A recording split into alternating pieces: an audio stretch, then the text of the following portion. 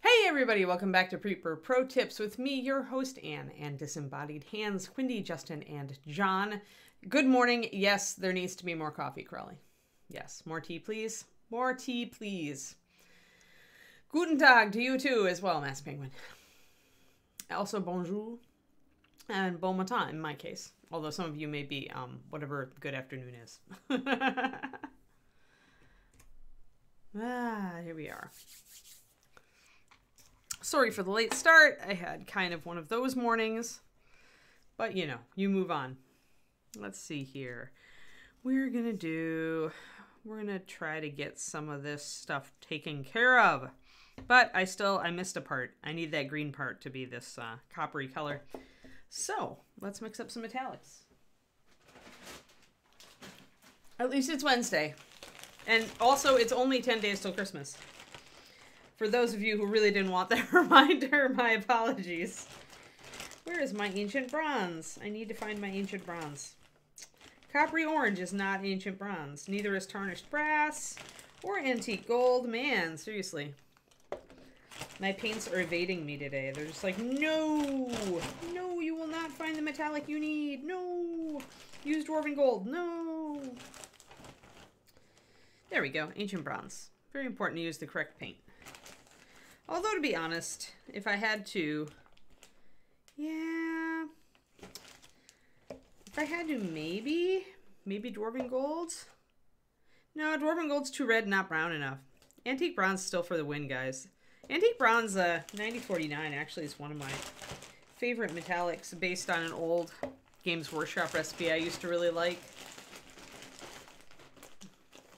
Good morning, Gypsy Artist.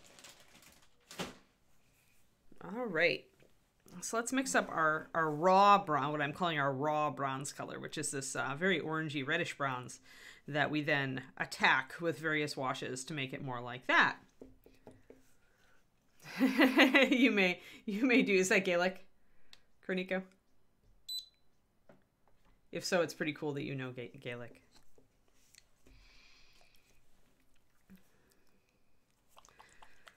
Alrighty, so our mixture today uses, of course, ancient bronze, and it is a bronze golem, so we are using an appropriate color. However, when you're going to tackle bronze or any metallic with a lot of washes, as we've done to tone it down and give it this deep, complex color, you want to make it lighter if you can and brighter. And so I'm adding a little bit more yellow to it. But then we also have to kind of mute it out because bronze is not a very warm metal, actually. Though it is copper alloy, it's not nearly as yellow as brass. And so we add a little bit of pearl white as well. So we're essentially mixing kind of an orange metallic, a yellow metallic, and a white metallic together to get this color. I think Gaelic is a pretty cool language. I always wanted to learn more of it, but I never really had the opportunity. It's one of those, like, the pronunciations just destroy me. And most people probably here. Hold on, I need to get more even out here. There, perfect. All right, so I'm gonna make actually quite a bit of this. I think we're just gonna hit a lot of stuff today.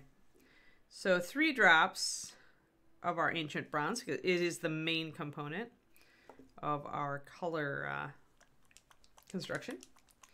Oh, wow. Oh, neat. That's pretty cool. Oh, okay, Quindy. Oh, weird. Yeah. Warp Drive Dude, it is actually not orange and bronze and white. Bronze is technically the orange here. If you look at the actual color and you ignore the fact that it's a metallic, what you see here is a very orangey metal. And then new gold is very yellow because it is a gold color, but I want to warm this up a little bit. And then I want to cool it down with the pearl white. And that gives us essentially a bronze color that looks very much like raw bronze. And that lets us apply it, washes to it, and change it like we did over here. This color down here that you see is what we're mixing. And it is the exact same color as this greenish bronze and the finished bronze that we have over here. And the only difference is just the washes that we put on it. So for the greenish bronze, we added a green wash, and it totally changed the color of this. And this is why, if you missed the earlier steps on this warp drive, I covered, like, in the first video or two of this Golem, I talk a ton. Like, it's essentially a class on shaded metallics to go back and watch those two VODs. I recommend you do that because at this point I'm glossing over a lot of it because it would take a long time to slow down and explain everything.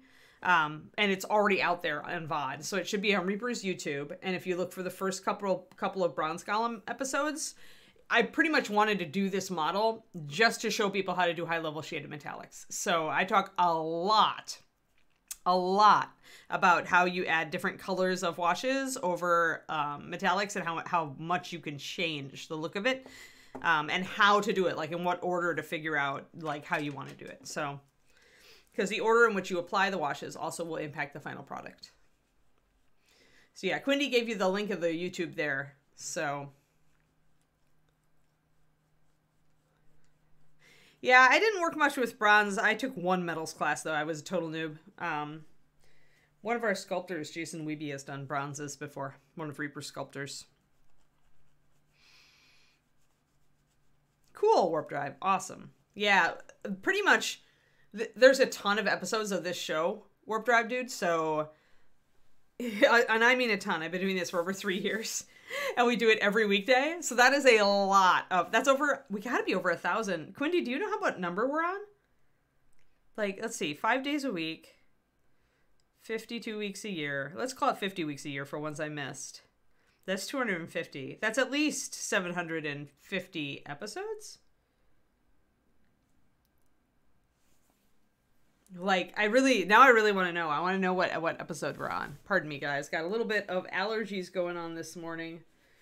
So I'm going to clear my nose, and then I'm going to start.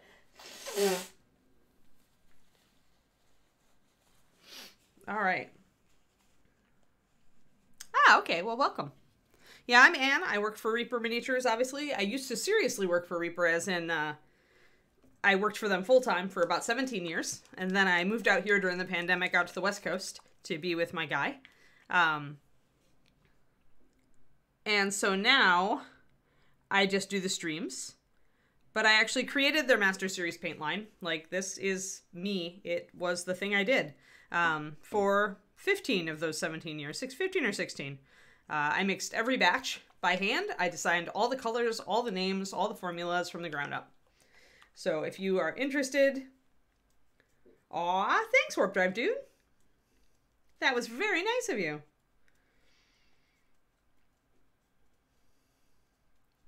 Yeah, that'll be a totally different experience there, Josh. Lots of smooth surfaces on the Kraken for the tentacles.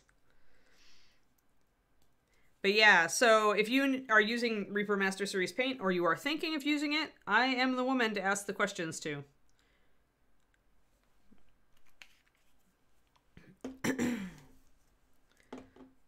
So yeah, at one time I was a Reaper owner, among other things. But yeah, I quit it all to move out and become a freelance artist out here, which was pretty good timing since the pandemic made everybody's job temporarily go away anyway. So yeah, now I live out here and I stream every weekday morning for Reaper. And we have a rotation of 6 different models, so we cover all different topics. I'm going to mix up this metallic. I'm going to show you guys the color here. You can really see it. Boop, there it is. I tend to like a more reddish bronze. You could totally go colder and yellower with it and just use, kind of invert the formula. This is a 3-2-1. So it's 3 ancient bronze. And then it is 2 new gold and 1 pearl white. Yeah, it's not an easy road, but it is really cool. I had started the Patreon before I left Reaper, so that helped, because the Patreon is really what keeps me afloat. And thank you, everybody who supports me on Patreon. That's a good segue, so I'll take it. I also do Patreon. Patreon.com/paintingbig. It is my main means of support, so I have a huge, huge, huge finger heart for anybody who supports me over there, because you guys are the ones who enable me to do all this stuff I do. Please keep Anne from going back to corporate America. Closer to 300. Yeah, that's true. I used to do...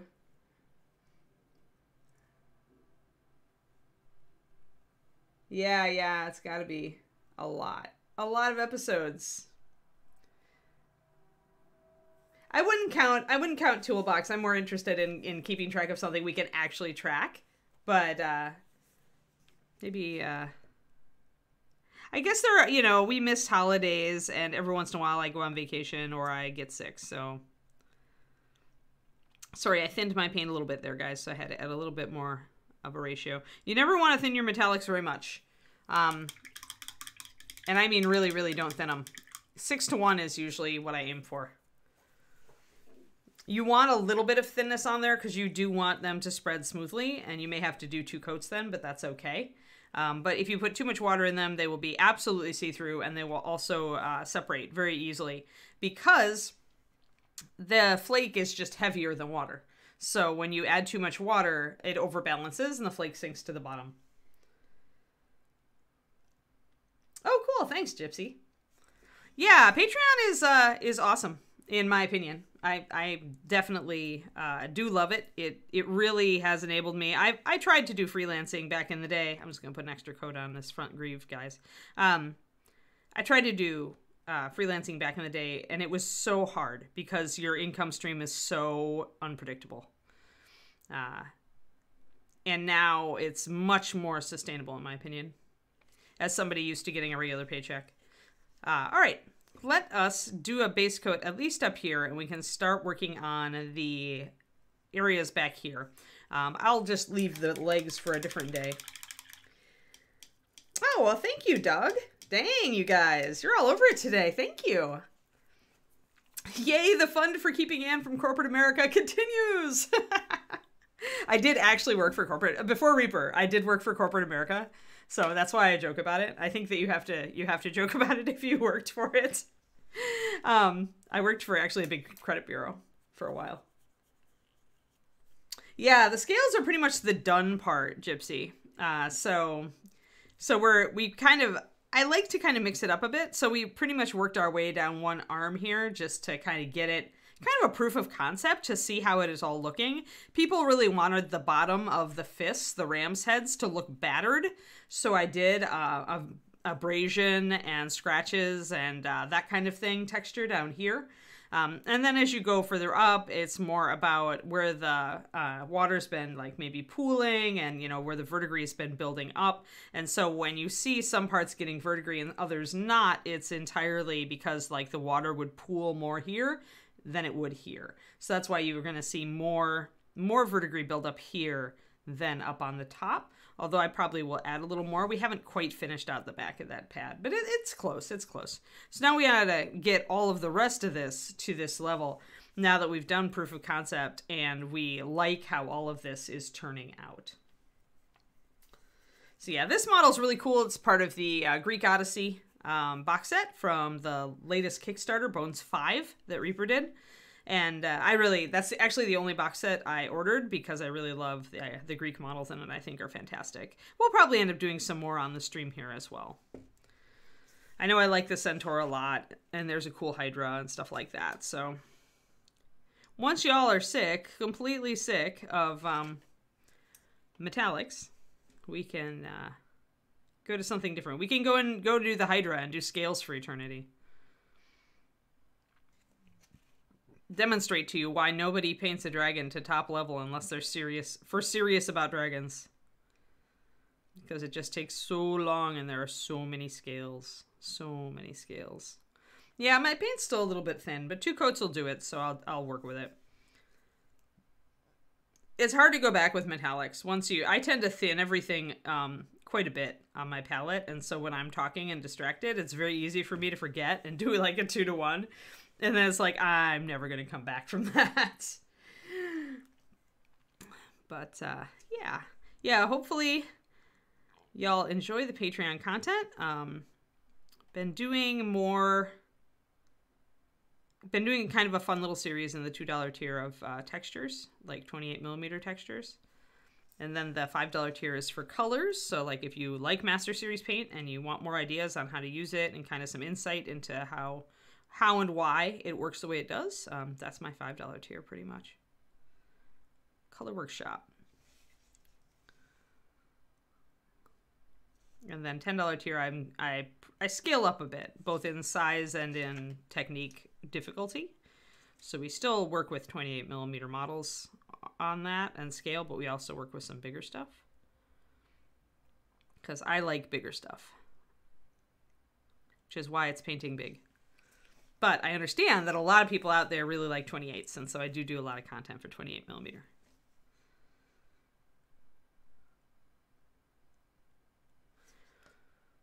All right, so just kind of blocking in these metallics. And you can see they're a bit thin here. Let's get a little closer. So you can see, yeah, you can see a little bit of that green through there. Mostly I'm using the green underpaint, not in an attempt to keep that color, but just as a kind of a mental signal. When I was blocking up base coating on this, I wanted a different color to indicate that I should paint it bronze, or I should paint it more of, I'm using also this tin bits color, or this, as we call it, scorched metal color.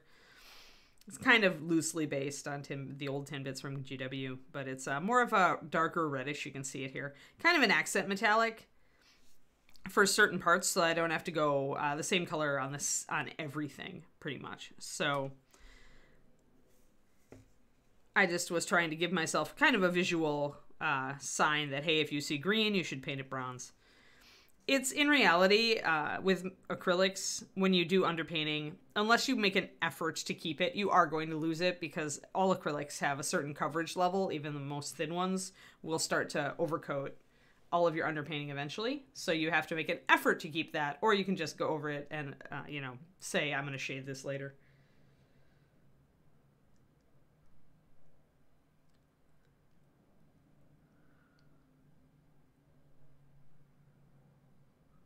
Aw, thanks, Shadow Raven. That's so sweet. Yeah, Turbodark paints are great. I like their color shift stuff. I haven't tried the other stuff, although I did chat really briefly with their paint line designer, and I have not followed up recently with her, but she seems like a cool gal. But yeah, Turbodark, of all of the color shift paints out there, theirs is the one that I have direct experience with, and that I liked, like, kind of the most. I tried the ones from Green Stuff World. I feel like they're good. I mean, the problem with color shift in general is that you have to build up so many layers, and it's always going to look better on bigger pieces or bigger areas on a small piece. It's just made to work at a larger scale in general. Oh, Colorado, cool. 246 videos. But we aren't caught up yet, are we, Quindy? Like, there's still stuff that's not on VOD? Am I right about that? I know that people were behind. Been plonking stuff into it. So we may have actually hit 250 and we've missed our chance to celebrate. Is that what you're telling me?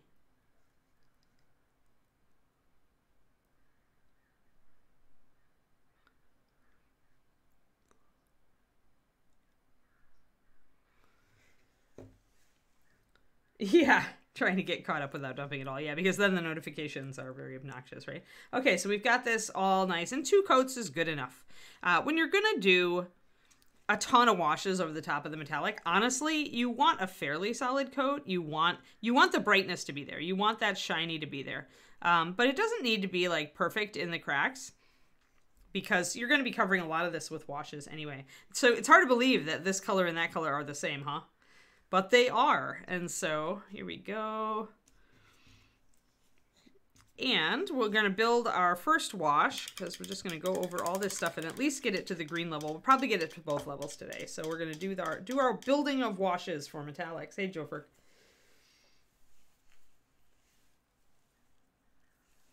Thank you, Crows. Thank you, everybody. Wow, you guys are being so Patreon supportive today. Like, total finger hearts for you. Thank you. Multiple finger hearts. Like, that's right. All the fingers. All the fingers. There. Let's see here. I need pine green. Oh no, pine green might be in the other room. I hope not. I hope I brought it back. No, pine green. No, don't abandon me. That's not it. Yay! It did not abandon me. So, all right. We're using this green. In the olden days, I might have used peacock green, and if you have it, you could. But actually, I like a little bit better how this is working to cool down the bronze. You could also use something like ancient oak, but because it's got less impactful green pigment in it, it may kind of mute out your bronze, which maybe you want. Bronze does end up going almost like it's such a dark brown, it's almost black. When it really tarnishes, deeply. If you've looked at old bronze statues, you know what I mean. And then, you will get verdigris buildup if the statue is not taken care of well, or if water is allowed to pool. So, yeah. There we go, Kerniko. Sweet. But we're going to actually throw washes on this, so let us build our wash. Now, I build washes different for metallics than I do for normal paint. I use a lot more sealer. And the sealer I use is gloss and not straight up. So we get our gloss sealer out. And this is a trick that Kirill Knave taught us about when you're doing weathering on metals. So thank you, Kirill, for teaching. We're going to start with 2 drops. We're going to just pull our palette down so that we can show what we're doing. 2 drops of this lovely dark green. And you can't really see the color, so I'm going to grab my big black base over here because it tends to color balance or white balance in a different direction. One second. It wants to stick to my arg. I hate it when the base sticks to the desk. There we go. Now you can see kind of how pretty and green that is. This is, for those of you familiar with Games Workshop paint lines, the old Dark Angels green. This is a lot like this. It's a dark foresty green. You can kind of see the color. Now we're going to do some gloss sealer. We're going to do, oh no. This is actually Reaper Gloss Sealer. Although it is a bit old, so it is a little thick. 2, 3, and then we're going to do 3 drops of water. There. Actually, this is a higher paint mix than my usual wash, because I want it to impact the surface pretty heavily, so I'm not thinning it way down. I don't want to just get it in the shadows. I actually want it to discolor the surface. Pine green, 90-10.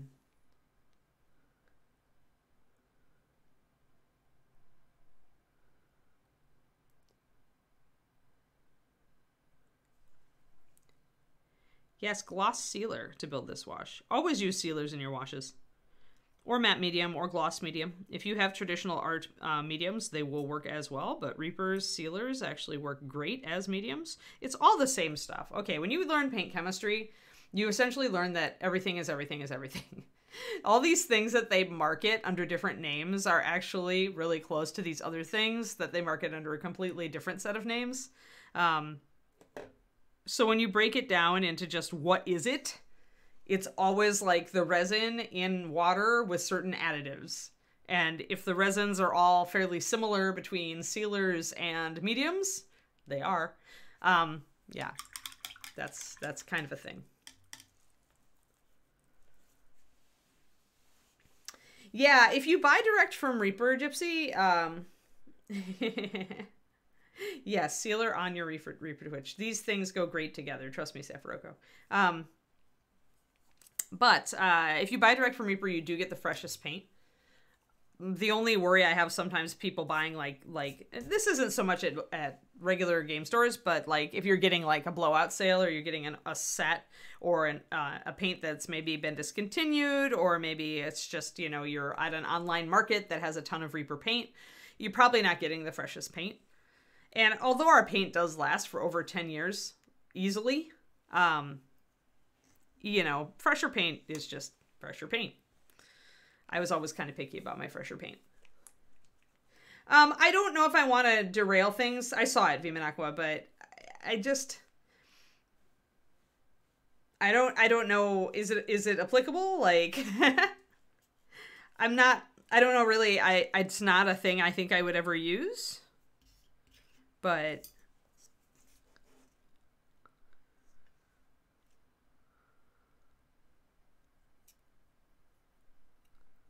all right. So when we've got this all mixed up, it is pretty thick. Now, when you see this kind of jellification, where it's not really flowing together, you can still see brush strokes there, right? And they're not flowing together. That means more water, folks. Because that means you're going to leave brush marks on the model. Makes sense, right? If you leave brush marks here and you don't see...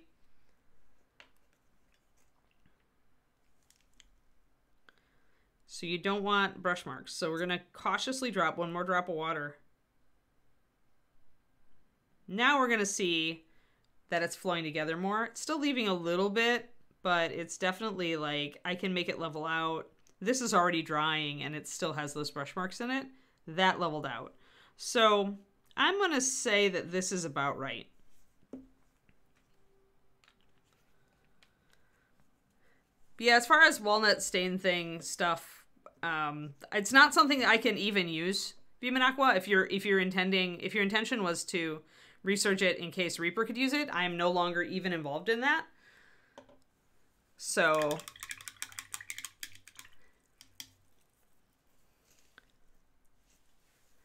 if you found something and you want to try it out and like, if you think it's cool, I mean, by all means share, but just want to let you know, like, I really am not, like, I am 0% involved with the paint line anymore. That's just, it is now someone else's job. Oh. Oh, yeah. Yeah, I just don't see, okay, so it's definitely, there's this quandary in mini painting, right? That I run into all the time myself.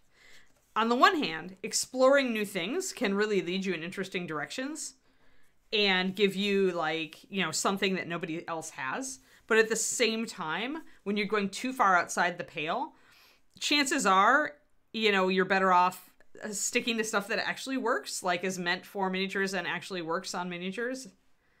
So it's like, oh yeah, there is a lot of free stuff right now because it's Christmas. All right, so washes. I'm about to put up a video on this for you guys today on the Patreon. Starting a new YouTube series for my channel, and patrons get it 2 weeks early. So today my wash thing will go up, which is pretty much just a fundamentals video on how to apply a wash. But as with my base coating video that I put up not long ago, it's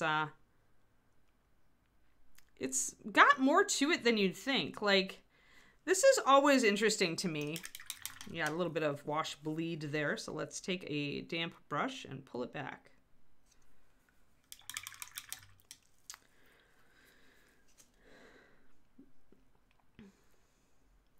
But this is, so yeah, so washes essentially are my next topic, and next month the new topic for the YouTube video will be actually making your own washes. I'm going to cover metallics and regular paint in that video, hopefully. Should be pretty. These are very short videos too. I just wanted to get some basic stuff down on my YouTube because I like to refer people. It's nice to have like kind of basic stuff out there and non-paywalled so that it can just help people. Because a lot of times, like, I've had people ask me for a recommendation to somebody's, you know, to a channel that can teach them the basics. And I really just didn't know even who to give them to. So yeah, thanks, Doug. I'm good. I'm glad. I really, when I set out to do these basics videos, I'm really hyper analyzing how I do it. Everything, the type of brush I use, the size of brush I use, how much I load my brush, how much I unload my brush, because paint consistency, how you tell if it's right, all this stuff. So I'm hoping that this will be like a really good nuts and bolts breakdown of some of the basic techniques for people. And it's also something, hopefully, that you guys can refer your friends to if you have friends who are starting to paint and they really just don't know where they're going. Like, it's free and they're really short videos. I'm trying to keep them also around 7 minutes. So they could really get hopefully a good start without, with 7 minutes investment of their time on each technique. And I plan to do all of the core techniques, and then maybe we'll start branching out a little bit.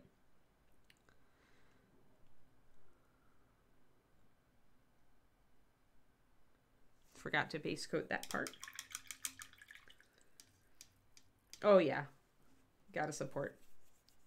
And thank you for the YouTube. Hey, Vanessa Miniatures.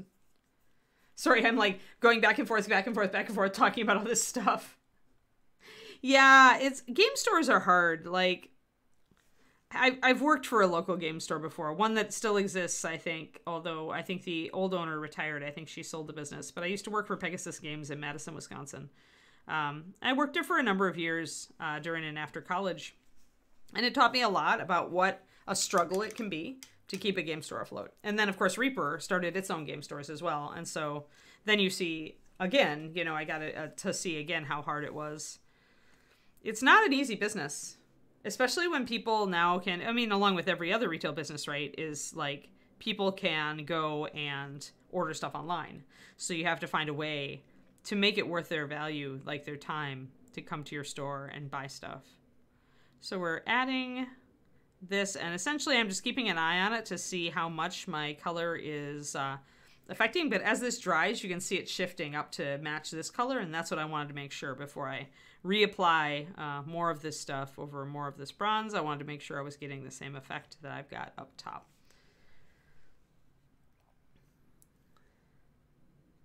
Yeah, it is cool that you've got a new local store. I hope more will come out. With game stores, I think it's like, game stores are like bookstores in that, you can order a lot of stuff from Amazon, but hopefully like a good game store or bookstore is going to like be able to answer your questions on stuff, or is going to be able to curate stuff so that you don't have to like wade through mounds of games online to figure out what's good or what might suit your needs. So I feel like game stores may have to pivot a bit. Being the local hangout is also a thing, and that's something that, Amazon can't give you. So that's the other, like, niche that game stores, I think, excel at, the community aspect. I feel like I'm just a little bit out. There we go. There we are. That's better. More in focus. So yeah, so you see the color just shift as you put the wash over the top of it. You do want the wash, unlike with other washes, you want this wash to color the top surface. Whereas when you're putting washes on for quick shading, you usually want as little of that as you can get, right? But when you're working with metallics, when you're putting these washes on, you're actually trying to change and deepen and complicate your color so that you can get something that's really, really, really in depth, like Grumpy. Let's get Grumpy out. Everybody loves Grumpy, right? Mr. Grumpy. So Mr. Grumpy's breastplate. Now, obviously, he is a different scale of model. He's a 1/12 bust? No, he's a little bit bigger than 1/10, I think. He's supposed to be 1/10, but I think he's a little bit bigger. But his breastplate is shaded metallics. And there are several different layers of built-up metals that are... yeah, I agree, Gypsy. But it's a hard business to succeed in, too. And gamers are often not business people, and I think that also complicates things, right? I know so many game stores that just did not work because the gamers were not business people. All right, so here, this is a lot of different... This is the same technique I'm using here on the greens, but because it's a big, flat surface, there's a lot of stippling of the wash going on, but you're actually building up the color. Like, you can see reds in there and browns and black browns and stuff like that.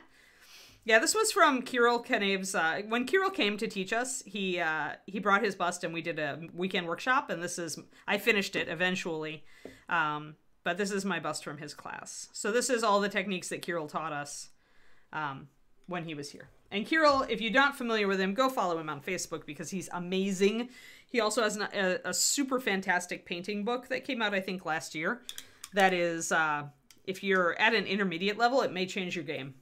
Otherwise, if he comes back to the USA and does workshops, go to one if you can. Again, you want to be at least intermediate level. He's a very advanced painter, but his stuff's fantastic.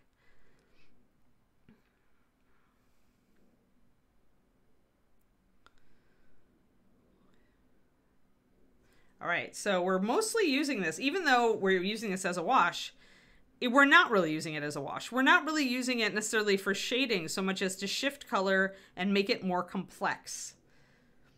But you can see now, this is still our raw, but look at how different this is after this wash now. Like everything is starting to shift and get deeper. Stuff over here got a green wash first and then our brown wash, and then got an additional kind of tackling with some darker brown black. Yeah, Joe. Well, I mean, maybe we can get him to come over again. And now that if COVID ever like lets up on us, we'll be able to maybe arrange another Kirill session. I'd like to tackle leather. Like I feel like we didn't get because our class was all those different surfaces, I felt like we didn't get to tackle the leather as well as I would have liked to, and he's really good at leather texture, so. But the thing that needs to happen to get Kirill to teach in the USA again is that, you know, local gangs of mini painters need to all group up together and organize it, because pretty much everybody has to like arrange seminars that are high priced enough and attract enough an audience to pay Kirill for his time, but also to enable his travel from Russia. And usually you want to kind of put it around the same time as like a con like Adepticon or something like that. That's what we did last time. But yeah, he really enjoyed his time in the USA last time he came. I know he enjoyed his time in Texas and Colorado. There is a Colorado mini painting group that is pretty active, and so they Liliana Troy helped organize that side of it. She actually did a lot of it.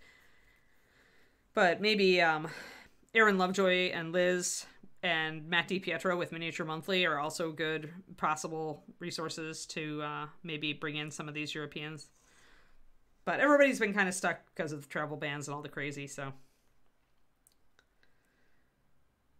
Yeah. Well, it's expensive, right? And also a lot of those artists, like Kirill's making his living as a miniature painter. And so any traveling he does has to pay him for his time, or he's just not making money, which isn't feasible when you're supporting yourself and your wife, right? So, because it disrupts, you know, it's like 6 weeks, it can be, to come to the US, it's like 6 weeks of travel. That's really disruptive on your regular life and commitments. So let's do this wash again. So yeah, it's difficult. At least you're in Spain. Like, you have some good painters in Spain, Joe. Really good painters. Like Sergio. We had Sergio come over and do a workshop at Reaper. Sergio's a great guy. There we are. It depends on the style you're into, though, Shadow Raven, right? Because I think that there's definitely a Spanish... Am I wrong on this, Joe? But I think there's definitely a Spanish mini painting style. Like, I find that the Spanish painters have a style to them. Like I find that they tend to go more for very artistic, more brush strokes, more texture. There's some really like very saturated color play going on, a lot of very intense color and shadows, things like that, consistently. I don't know if that's true, Vanessa. If you organized it with the USA groups, I bet you could manage it, especially in a bigger, it's more you've got to get enough people. And this was the challenge with Reaper. You've got to get between 10 and 15 people who are willing to pay the $200 a head to bring in a really good artist. If your local community can manage that, or even if your broader local community, people are willing to fly in for that opportunity, then it's doable. It's doable.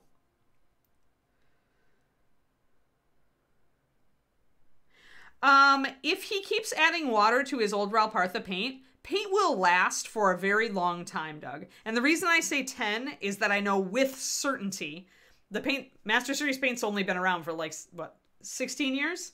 So I can say with certainty that when I was working at Reaper, all of my bottles, like I had original batch bottles and they were still good over 10 years later.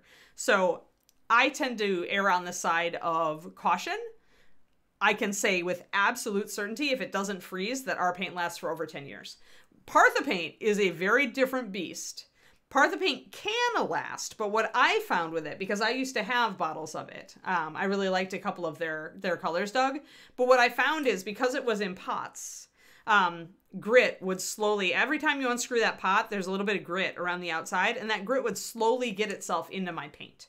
And so I found that over time, although I could still use the paint, it definitely became less usable for I should say, like, finer techniques, because it got gritty. Whereas with a dropper bottle, you don't have that. You don't have that whole, when you screw the cap off, dry stuff doesn't fall in your paint. So, yeah. Masculines is very good. Cool. Yeah. So you got some opportunities at least there. But yeah, otherwise, if you have a pop paint, and I do actually around here somewhere, I have one of the old Mithril Silver Games Workshop pots. If you're very careful about how you open it, and you add water to it continually over the years to compensate for evaporation, you can keep pot paints good for a very long time. You need to shake them. They need to be used. You need to add water. Those are really the things. Master Series will stay good for about 10 years as long as you shake it every once in a while. After that, you probably need to add water. I usually tell people I would add water, like, I would maybe start around 5 years, and I'd probably add a few drops every like few years, every couple of years. That you'll notice the paint getting thicker, and that's when you want to add a little bit of water to it. No, actually, that's not necessarily the case, because, okay, when you come down to physics, guys, what you're dealing with here, there's two reasons for paint to go bad. Let's start with that. Paint chemistry segue. Woo, here we go. 2 reasons for paint to go bad over time. 1, the paint sits forever in one place, on your shelf, in a box, whatever, and all the resins, which are the thing that makes the paint actually set and become hard on your model, the resins all slowly fall down out of solution because it's water-based paint, and they are a little heavier than water. And so they'll slowly fall out of solution, and if they are left there for years, they will turn into a solid plug. So if you've ever had pop paints that essentially turn into a little plug at the bottom, even though there's still fluid in there, you've come across latexing, and that's what's happened. The resin is just slowly slid down and compacted and compacted and compacted until it essentially becomes a solid, and you cannot bring it back. The other thing is evaporation, right? So, and so that happens in a pot paint. Well, here we go. I only have a pot special effects paint, but so in a pot paint, you have this huge seam. You've actually got 2 of them. You've got this huge seam and this huge seam. And when you open the pot to use it, you're letting all this air in. So essentially, and actually, well, now that I'm doing this is my show Snow special effects, by the way. And yes, I absolutely add water to my special effects paint. I can add about 10 drops because it's been about a year. So here's what you do, everybody. Let's see. Do I have a sturdy stick? How about an old brush I don't care about? Or a sculpting tool I do not otherwise use. Yeah, actually, a sculpting tool will be easy to wipe off. So we'll use this. I want to mix in some of this water. So essentially, when you've got a pot, you've got a very large seam around the outside, and you're going directly to contact with air inside. So if you want your paint to stay good, then definitely add water. Again, adding water will help counter evaporation. But with a pot, I would say you have to add water more frequently than a dropper because of that. And that's about right. I think I'm okay for now. The other thing you can do to keep your pots good for a long time is store them upside down. The reason is then all your fluid falls down and it seals these ways for air to get in. The fluid directly contacts it, so fresh air does not leach in and out. So you retain your high humidity environment and your thing stays good for longer. With a dropper bottle, you have a double layer of protection. For one thing, you are not actually like opening the entire paint. Like you're not opening all of this to fresh air every time you use your paint. You're squeezing out a little bit. You suck in a little bit of air on your way out, but otherwise you've got like this area, this small chamber here is letting the air in, but that's all you've got. You're also, you're not doing this every time. You've also got a 2-pronged defense, but it's much smaller. So instead of taking up the whole bottle, you've only got this little nipple here that you never open. So there's a little bit of air that leaches in through that. Although a lot of times paint will come up and kind of dry around there, and it'll kind of keep it a little bit more solid. You've also got this additional cap. So now you've got 2 layers that are keeping air from leaching in. And it's still a smaller area here than it would be if it was a big bottle of paint with a twist-on cap. Is that clear? So two ways for paint to go bad, not counting freezing. Freezing is an excellent way for paint to go bad. So never, ever, ever leave your paint where it's going to freeze. And when you order paint during the winter, be very careful about what the temperature is where you are. And that if you may want to order it even next day or 2-day or something like that. If you don't want it sitting in a parking lot, I wouldn't order it on a Friday. I would order it at the beginning of the week so it doesn't sit in a parking lot over the weekend, you know, stuff like that. But in general, there's the 2 reasons. So with Partha paint or any of those paints, the third way it can go bad is with, like I said, the grit coming into the paint. And if you don't do a lot of like fine layering where you're trying to get really smooth transitions, you probably aren't going to care about gritty paint. If you're using the paint as a base color for the most part, and you're just doing a wash and maybe a dry brush, the grittiness probably isn't going to bother you until it gets really bad. And it's going to take a lot of use for that grit to build up. So if it's a paint, especially that your uncle doesn't use a lot, but he gets out for like special occasions because it's never going to be made again, right? Then he probably could keep it good as long as he's adding a little water, if he stores it upside down, or even if he doesn't store it upside down, if he adds water pretty regularly, he can keep it going for a good long time. And as long as he gives it a shake every once in a while, like once every year or every 2 years. Like you don't have to shake it every month. It takes a long time for those resins to settle out. And how long it takes depends on the kind of resin used. Some resins are heavier and will fall out of solution a lot faster, and some are much finer and will take much longer. So yeah, so if that makes sense, now you know. So your key to keeping any paint good, is to shake it every year or 2. If you don't use it very often, just give it a good shake. You're redistributing those resins so they're not going to fall down and form a plug. And then the other thing is to add water if you notice your paint is getting thicker. And like, so if you squeeze it out and you're like, oh, this paint's really thick. Oh, I should add some water. That's the time, just like I did with my little snow stuff there, where you whip off the top and you add a few drops of water to help counteract the effects of evaporation. So the other thing I want to mention is do not store your dropper bottles upside down. Although that helps with jar paints, it does not help with droppers, and it actually can contribute to clogs, because if you do have any latexing or you do have any sediment, it's going to fall down and it's going to hit your aperture, right, which you're putting your paint out through. So you actually do not. You want to store your dropper bottles right side up or on their side. Does that make sense? Paint conservation. And if you do order paint in the winter, like I said, getting expedited shipping if you can. If not, try to order it where it's ordered on the weekend, so it'll ship on a Monday or Tuesday, so it'll, you know, have the whole week to get to you. And try to keep an eye on your tracking so that you can get it inside as fast as you can. If it gets left out for an hour on your doorstep, it's not going to freeze solid. It does take time, and the paint is going to be inside of a box. But if it's sitting out there for 8 hours while you're at work because you didn't plan like great, or you got unlucky, then it might be a little compromised. So does that all make sense to everybody? Hey, and our wash dried in the meantime. Excellent. Yeah, so now we've got everything like toned more greenish. But you can see that although it is more complex and it's not that raw color anymore, it's still pretty simple, right? It's a pretty simple, you can tell that it's just a metallic with a wash. When you get going on with more than one wash, then that's when you get these beautiful effects. So let's do that next. Cool dude, that's what I'm about, Warp Drive. I am about education. Like, you will find that if you go to my, if you're on my Patreon, if you're regularly on this show, wherever you encounter me, I am teaching. It's what I do. My goal in life is to make the hobby less frustrating for people who want to enjoy it. Like, the less frustration I can give you, the more I can set you up to succeed so you can just enjoy painting and reach your goals. Like, that's where I'm at. That's what I'm all about. So I am also here to paint pretty things, but I really feel like this stream shines in the amount of knowledge and how-to that we can give you. I've got a crap ton of years in this hobby at this point. Over 20 years, like, really from the point where I started competing in competitions and winning them. Almost 20 years. So I spend a lot of time deconstructing what I do. I like to still keep a hold on and kind of remember what it was like when I was learning.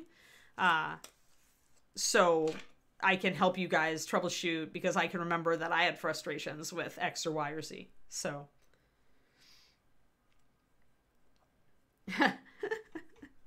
Yes, why you are here. Yeah, you are here for the free knowledge. Exactly. And those of you on my Patreon are there for the paid knowledge, and I am eternally grateful.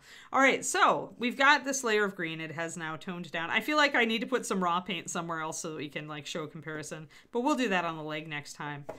I want to do washes today. So we did a mixture of browns for this next step. We are going to be using, where's my russet brown? Seriously? Ah, there we go. I had all my browns over here hanging out on the right side. So russet brown, my favorite brown, as everyone knows at this point, my favorite brown. An equivalent to burnt umber in tube paints. So if you have some 2D painting expertise, this color will be very familiar to you. I like it because it's got a lot of warmth to it. You can see that beautiful warm brown color. It's really intense. So it gives a richness to metallics, to gold tone metallics. It gives this rich coloration. But I also want it to be a little darker, right? I want to have more of these, because you know how bronze gets really dark in the cracks. And so what I did is I created a mixture of russet brown and brown liner. The liner paints are different from everything else we do. If I can find my brown liner, there we go.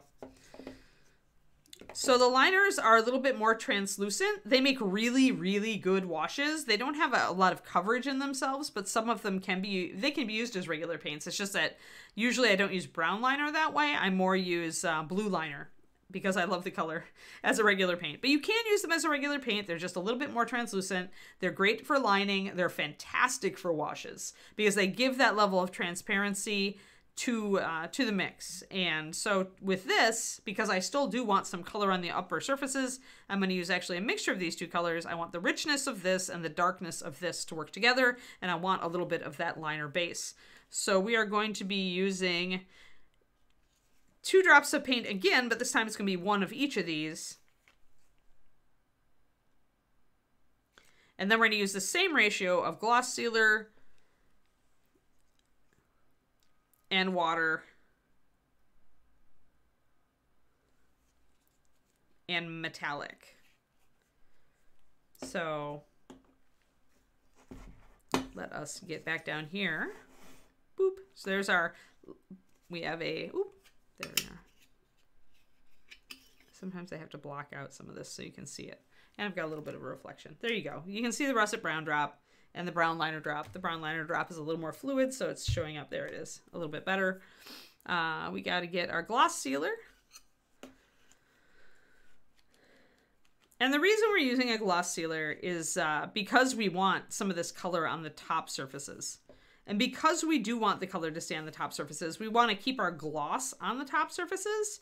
Deep in the cracks for metallics, I shade down to opaque paints because you don't see light reflecting from the cracks if there's a lot of grime and builds up oxidation.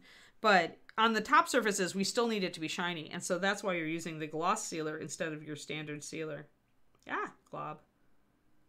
Glob. Glob. I need to add some water to this sucker, that's for sure. When you start seeing that thickness, that's when you add a little water. That's why I keep a dropper bottle. Well, obviously I keep a dropper bottle of water to make my ratios consistent, but it also is useful.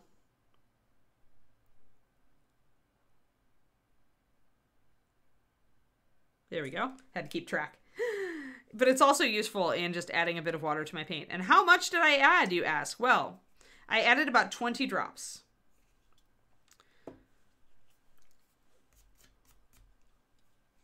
Which is about 4%, I believe. I believe that's the math.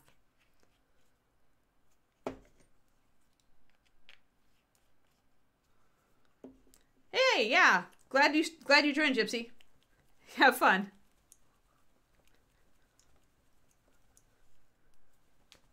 All right, so I'm just going to shake that up real quick.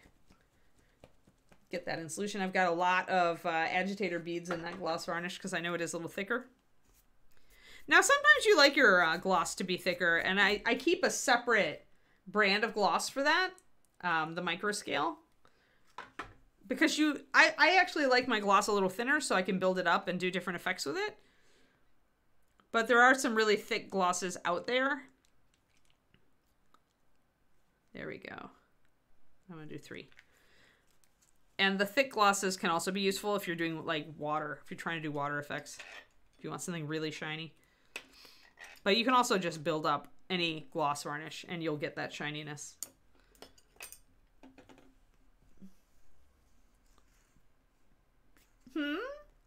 What was that, Grey Mouser? I missed the beginning part of that. The liners are completely different from other paints though, Mouser. Hold on.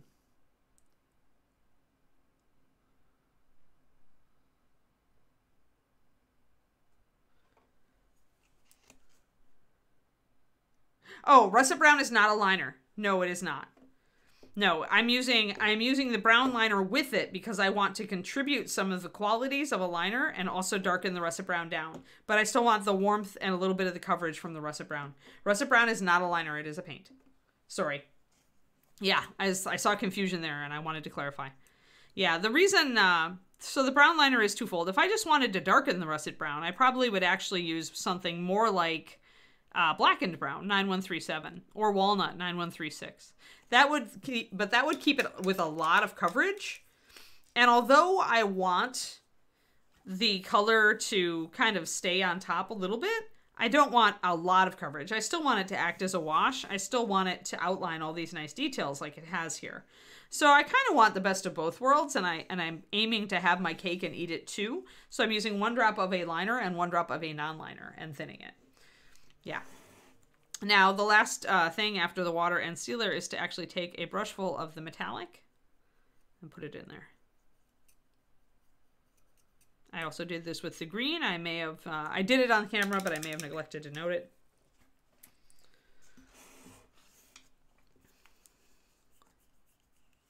All right, let's actually get everything done, even our helmet, which has been green for so long.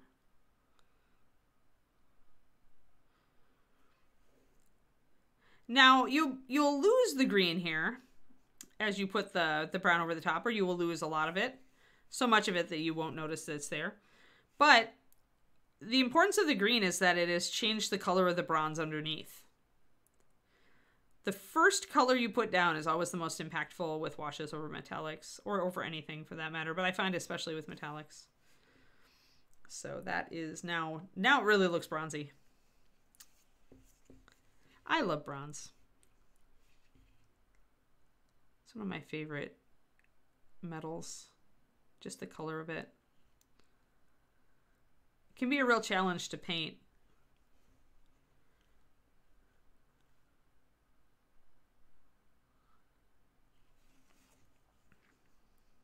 So you can see how much more that brown, because I darkened it with the brown liner, it actually brings out this little filigree a lot nicer, right? And so it's adding depth too. It's adding complexity to the colors.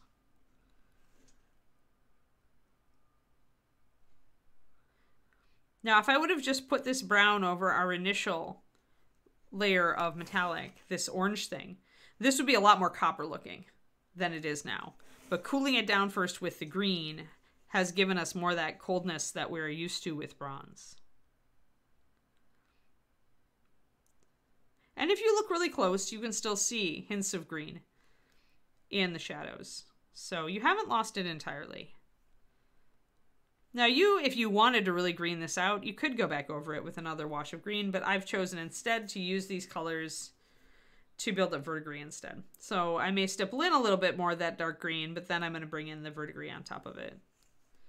So at that point, you're done with washes and you're starting more precision application based on your goals. I'm going to just lay down some more wash on the inside of this gauntlet, as I don't want, I want a lot of dark tarnish there, I think. The inside isn't as important as the out.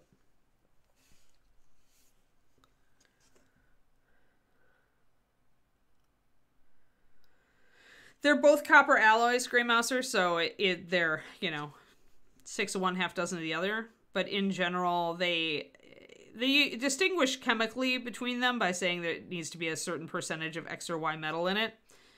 But as in terms of color, brass is more yellow. Bronze is a little colder, a little bit more muted.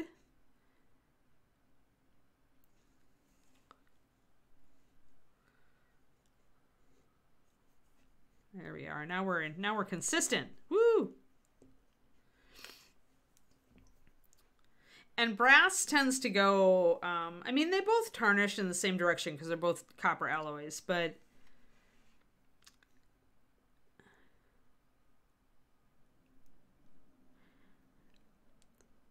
I actually just did this. If you did sign up for my Patreon and you're at the $10 level, I did Colors of Corrosion last month, which talks about how these different colors tarnish and the verdigris effect that you, the colors that you would use for rust and verdigris on different metals for oxidation. So if you are on the Patreon at $10, don't miss that. I actually really had fun with that PDF. All right, so we've made this richer too. Honestly, since these metals like became a thing back in antiquity, Grey Mouser, what you'll find in museums now, I note this often in the stream and in the Patreon, but they just call it copper alloy now, because although we like to be specific about it, when your ancient metalsmiths were working with these things, they didn't care about a precise, you know, they were looking for a specific effect or a specific color or a specific workability, and so their methods weren't necessarily as precise. So a lot of times now, like last time I went out to an art museum with David and his folks, I noticed that the nameplates had changed from bronze to copper alloy. Just because it tends to be like, you know, you're splitting hairs sometimes in the ancient world anyway. Modern day, yeah, brass and bronze are different. And notably, you know, they're kind of specifically different, right? You could look up the difference online. I did once and then I promptly forgot because it wasn't important. I'm mostly concerned with the color. So what I'm going to do, I think, is I am going to darken down a little bit of some of this lower stuff. I may grab just a straight up mix without the gloss sealer. Oh, we diverge into so many different things. Yeah, I mean, and that will look that way. Like, and that's, you can take any gold metallic and dull it down and turn it into kind of something a little bit more brass or bronze. I just really like how this reddish one reacts when you hit it with green and then with stuff. But I mean, people have been using gold to paint brass forever. I do it even. I just generalize often because people are going to see a thing and they're going to see that it's a yellow metal, and with brassing, between brass and gold, there's very little to see at 28 millimeter. There's really no difference between brass and gold at a 28 millimeter scale. If it's like tarnished, slightly tarnished brass versus, you know, gold. When you get to bigger scales, I think that's when you can really start bringing out the difference between them.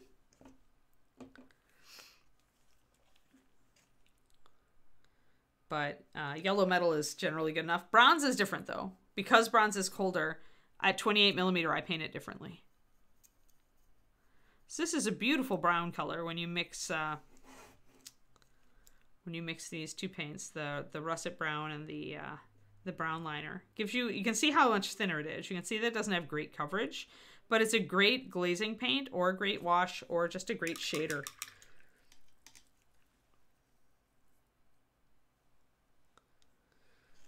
I think I want it a little thinner, so brush full of water comes in.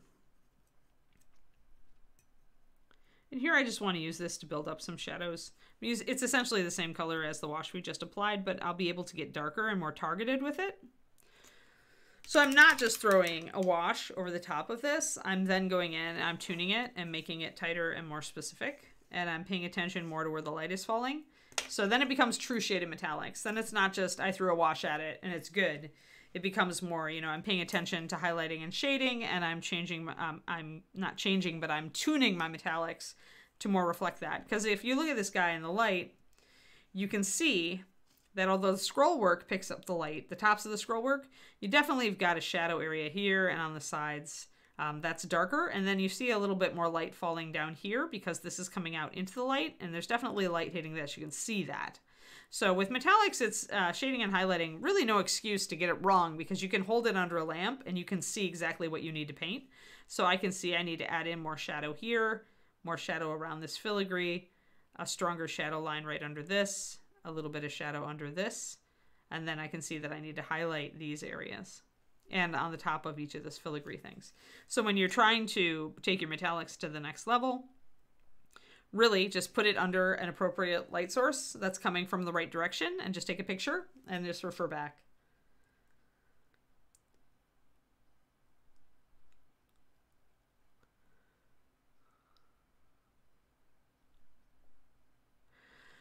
Honestly, I find it's less, I mean, metallurgy being cool and all, but if you're just trying to learn stuff for painting, color is really probably more important than the precise difference between bronze and brass. That's why I just kind of learned the information just as a curiosity, and then I promptly forgot it. So now I'm blocking in a little bit of shadows, and especially when I'm adding in dark around where there might be like grime settling in, or the bronze may have discolored to the point where it's really just not shiny, or it's really in the shadow here, I'll be using opaque paint, and I won't mind so much. When you're doing shaded metallics, there will be areas that you just want to be in shadow, and you don't want those areas catching the light. And the big problem with metallics is that their highlights and shadows are going to shift in general, depending on where you are in the room and what your light source is, because, you know, they react to their environment. But you can actually force shadows on metallics. If you take regular paint and use it in your shading, those areas will not pick up the light as normal metallic, paint will. And so you can essentially create, almost like non-metallic metals, you can control a little bit more where your highlights are and where your shadows are, because the areas that are still metallic are going to pick up the light, but the area right there where I put regular paint in is not going to pick up the light, even if the light is directly on it. So you can actually control it just like NMM. Which is why I don't like, if I'm going to do metallics, I'm going to do high level metallics like this, because I don't want to be at the mercy of the environmental light. I want to have a little bit more control so that I can determine where the viewer is going to look at and where the viewer is not going to look, and also get the overall effect. Putting in dark shadows like this also will make your details crisper around all of these little areas. That's why I did some lining around like this little filigree here, and why I'll do more up here on the helmet as well, because those little dark lines are still going to create greater contrast, so that detail is going to come out a little bit better.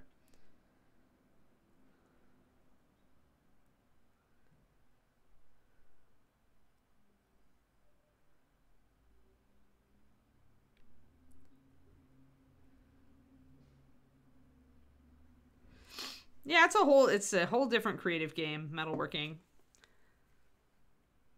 I was not comfortable with torches and fire in general, so it was not my shtick.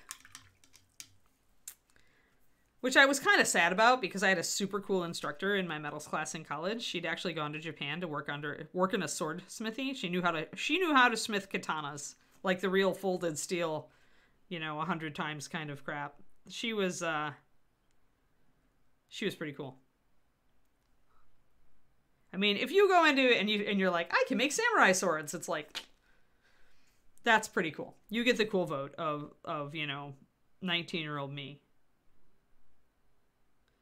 But I myself found that metal itself, although interesting, the most interesting thing I ever felt about it was I love the colors, and like the colors you could get with different levels of tarnish or finish or heat. And so, really, I'm a painter, I guess is what it comes down to. It just reaffirmed that fact. I played around with other mediums. I played around with clay, I played around with metal, played around with wood, determined I had absolutely zero empathy for working with wood. I like barely survived that class. Also, power saws, terrifying. Because, every class, some idiot hurts themselves. And that just drives home to the rest of you that saws are not your friends.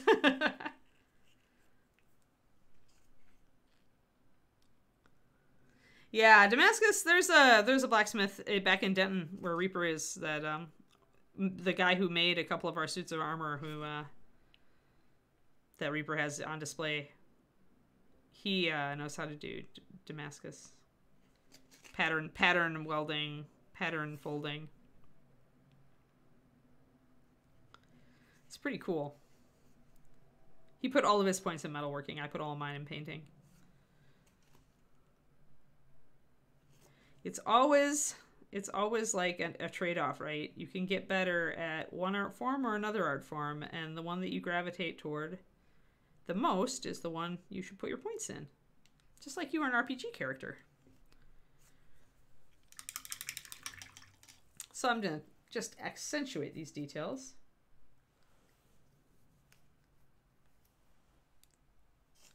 Yeah, Grey Mouser, I just decided to not work with them. I'm like, you know what? Some other person is going to spend the time and understand how to do this safely, and I'm just going to pay that person to use a power tool on my behalf. Because that person is not going to slice off their head with it, and I might.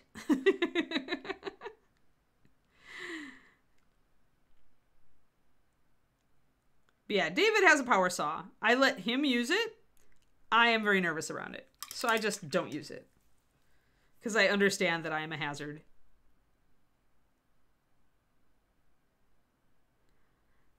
And also, like I said, I'd rather be painting or focusing on a different aspect of my craft. You've got to ask yourself, when you get into this stuff and you go down these bunny holes, have a realistic talk with yourself. If you are like, I really want to be a really good painter, but I'm going to be distracted and go down this bunny hole now. But have a serious talk with yourself and ask yourself, is this what I really want to do? Do I really want to learn how to cut awesome plinths? Or do I want to spend this time painting? You know, it's opportunity cost. It always is. For me, I've gotten to the point where I've gone down so many bunny holes in my life. It's a wonder that I emerged with any set of useful skills whatsoever.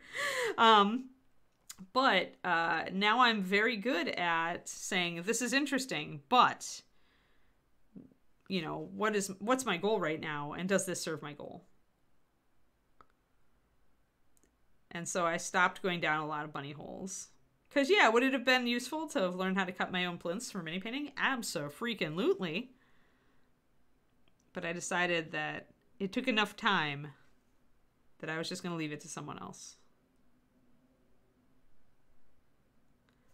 So do be conscious of those things. I know as mini painters, we all get interested in so many different things. Heck, as humans, we all get interested in so many different things. And if that is your goal, to learn a lot about a lot of things, then awesome, rock it.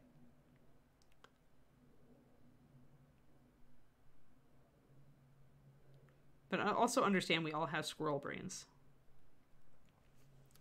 So I've highlighted the scroll work with a first layer of my original metallic, and I'm working with my shadows. I haven't gotten any verdigris in yet. Ah, I see. Well, if that's your goal, Jabberwock, if your goal is to learn all the hobbies, learn all the hobbies.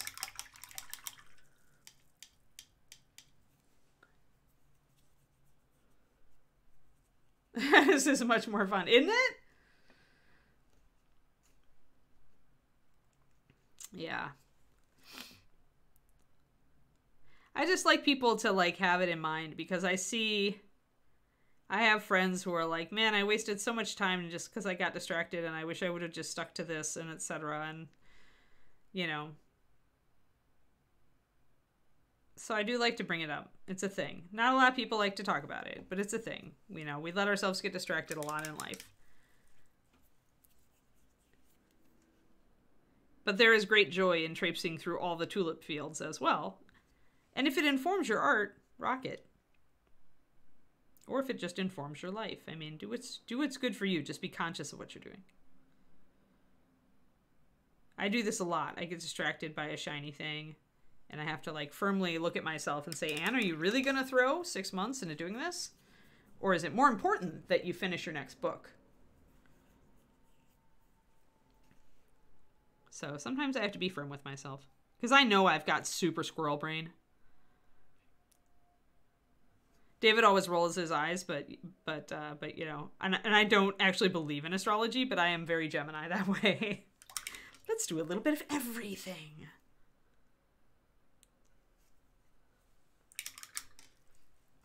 Hey, Miniatures Den. And look at you with the resub. Dang. We're talking about being distracted and concentrating on the things that are important to you, Miniatures Den. Because we all have squirrel brain and we all want to traipse off and do the things we're not supposed to be doing. Or the things that like are fun in the moment, but then we're kind of like, I wish I had those 3 months back. I'm playing with my shaded metallics today. You realize to you what's important is being distracted? Yeah, and that's a thing. If that's what you want to do. If you want to explore all the things, more power to you. See, I spent my whole life being too distracted up to this point, so I'm trying to make up for it by hyper-focusing.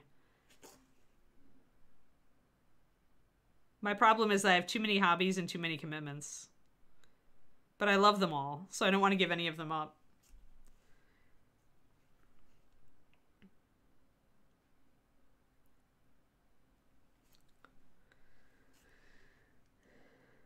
We are pretty much, we're getting there. Is this the day that that Luca invades the end of my stream and takes over, Quindy? It must be because he's here. Otherwise he'd be off having more fun.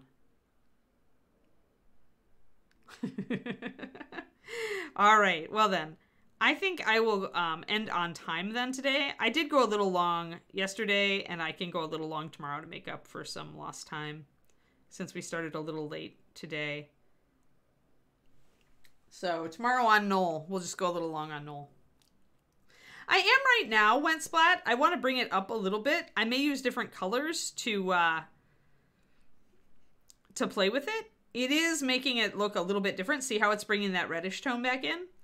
But I realized I wanted, I wasn't happy with entirely how the wash had gone on. So I'm probably going to glaze over it in a bit with the warm color and see what I can make it do.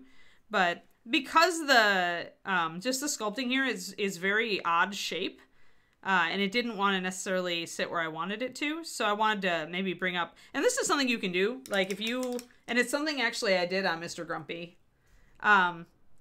So once you bring it down, you bring it back up, and then you bring it down again, and you bring it back up, and you build up a bunch of texture and depth to it. So going back and forth, totally not a done deal. See, I don't know, Joe Ferg. I actually believe that there is a done point, but I have expended time to find that done point for myself. And I know it is difficult at first. All right, so there we are, guys. We did a lot today, actually. We brought in a lot of the metals on the back here. It's starting to look like it might actually some eternity in the future be done. Maybe. Maybe. Yeah, I don't know. There's always a point where I feel satisfied, and that's where I stop. Unless my goal is to, like, push myself to a whole new level. But I've learned to define doneness by my goal for the piece. So ask yourself what your goal is, and work it off of that. Thank you, Hasgard. Yeah, he's getting there. He's getting there. We still have a lot of verdigris and discoloration and oxidation to do. But just setting up the metallic is a good set. I mean, he's getting closer and closer. I really need to get his legs based. And then everybody's going to be like, he's done. What do you mean? No, it's not done yet. It needs all this awesome discoloration everywhere. Alrighty. Well, it is 11. It is time for Luca to take over. So I hope you all had fun today.